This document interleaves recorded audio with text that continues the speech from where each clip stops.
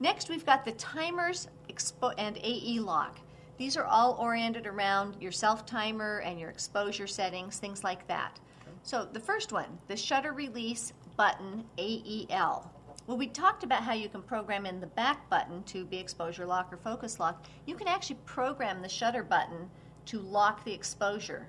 So you turn it on, and as long as I hold the shutter release partway down, whatever exposure it activated when it first hit will stay locked, and I can actually move the camera around. Okay. The exposure will not change. Next, we have auto meter off delay. Well, that's basically when you turn the camera on, the meter is on for a specific amount of time, and the default on that is 6 seconds.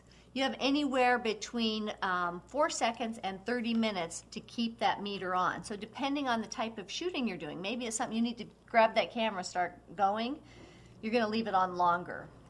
After the auto meter off delay is the self-timer delay.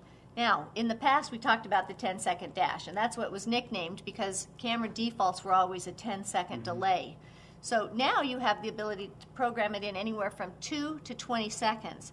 The advantage to that is if you just want to depress the shutter and have the camera fire when you're not touching it, a 2-second delay is a lot quicker. Right. So, monitor off delay.